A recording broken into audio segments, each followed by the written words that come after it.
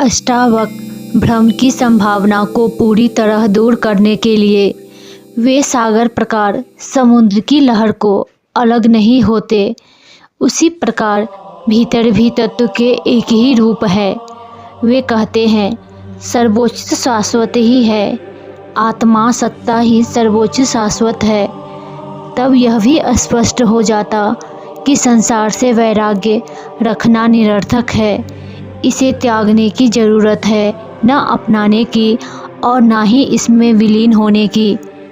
अष्टावक्र जनक पहले समुद्र और तरंगों की गहराइयों से इस भाव को समझाते हैं, परंतु वो भी कुछ भिन्नता उत्पन्न होती है।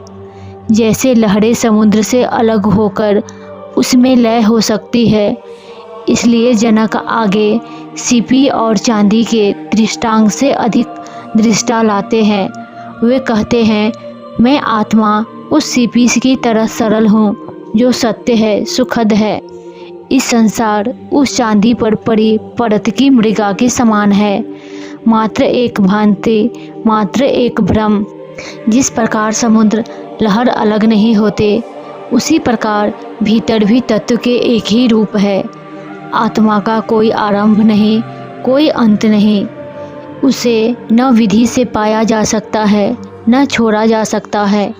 वो तो एक समान है, इसलिए मेरे लिए ना कोई व्रत है, ना कोई धाता। वे कहते हैं कि माया तो एक छाया के जैसा है, निश्चित रूप से सब विकल्पों से परे, सब शांत और निराकार है। उसे और गहराई में से खींचता है। हर चुनाव, हर दृढ़ उसे अपनी ओर बांधे रखता है।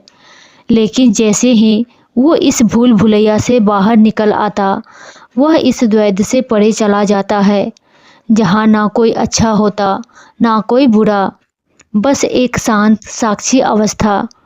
क्योंकि मन की पूरी बनावट ही विकल्पों से परी है, क्योंकि आत्मा इसके लिए विपरीत देखती है, जज नहीं करती।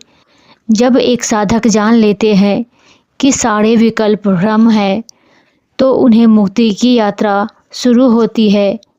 मुक्ति व्यक्ति नियमों के नियम में नहीं जीता, बल्कि वह धारा में सहजता से बढ़ता है, जो विचारों से नहीं बल्कि सत्य की गहराइयों से उत्पन्न होता है। आत्मा की वास्तविक झलक मिलने लगती है। मुनि अष्टावक्र कहते हैं जब साधक में अटकता है तब वह कोई अनजाने में दुख में अटकता है, परंतु जो व्यक्ति दुख सुख के समान नजरिए से देखता है वह समृद्ध होता है। जैसे कोई आकाश में बादलों को देख रहा हो, वह बिल्कुल जान चुका होता कि जो भी कुछ है वह सार्थक है, वह पहले से ही विद्यमान है। वीडियो अच्छी लगी तो लाइक, शेयर एंड चैनल को सब्सक्राइब करें।